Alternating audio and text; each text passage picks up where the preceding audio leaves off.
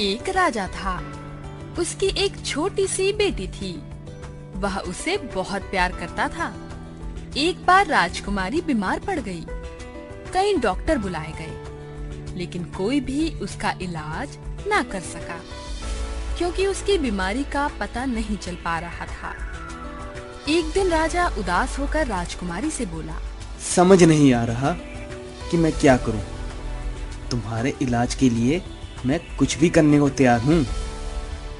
यह सुनकर राजकुमारी झट से बोली, आप मेरे लिए चांद मंगवा दीजिए, मैं उससे खेलना चाहती हूँ। राजा ने खुश होकर कहा, ठीक है, मैं तुम्हारे लिए चांद मंगवाने का प्रबंध करता हूँ। राजा के दरबार में बहुत से योग्य व्यक्ति थे। राजा ने सबको बुलाया और उन्हें चांद लाने के लिए कहा, किंतु सभी ने चांद लाने में असमर्थता जताई। उनके उत्तर सुनकर राजा चीखा, जाओ, यहाँ से जाओ और जोकर को भेजो। जोकर आ गया। राजा की आंखें भर आई।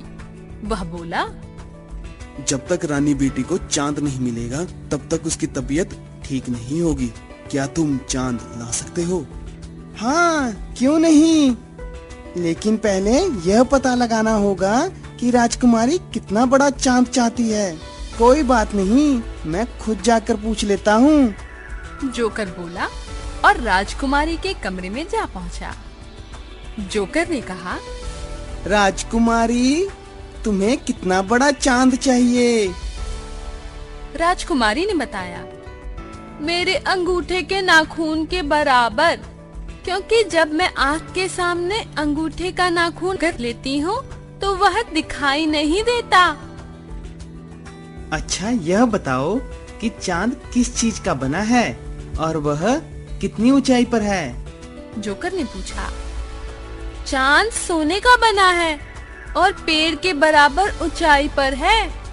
राजकुमारी ने बताया, ठीक है, आज रात को मैं पेड़ पर चढ़कर चांद उतार लाऊंगा। यह कहकर जोकर खुशी से राजा के पास आ गया।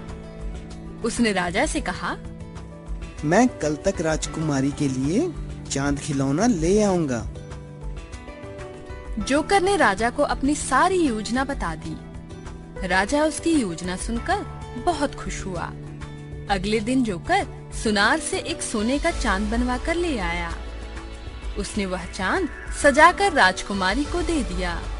राजकुमारी उसे पाकर बहुत खुश हुई। उसने चांद को जंजीर में डालकर अपने गले में लटका लिया। उसकी तबीयत ठीक हो गई, लेकिन राजा को चिंता खाए जा रही थी कि रात को जब राजकुमारी खिड़की से चांद देखेगी तो क्या होगा। वह सोचेगी कि उसके पिता ने उससे झूठा वादा किया था। रात्रि के समय जब चांद निकला तो राजकुमारी उसे देखने लगी। उस समय राजा और जोकर राजकुमारी के कमरे में ही थे। जोकर ने राजकुमारी से पूछा, अच्छा राजकुमारी, जरा यह तो बताओ कि जब चांद तुम्हारे गले में लटक रहा है तो फिर आसमान में कैसे निकल आया? राजकुमारी हंसी और बोली, तुम बहुत मूर्ख हो। जब मेरा एक दांत टूट जाता है तो दूसरा निकल आता है, उसी तरह यह दूसरा चांद भी निकल आया है। यह सुनकर राजा ने राहत की सांस ली और खुशी खुशी राजकुमारी के पास उसके खिलौनों से खेलने लगा।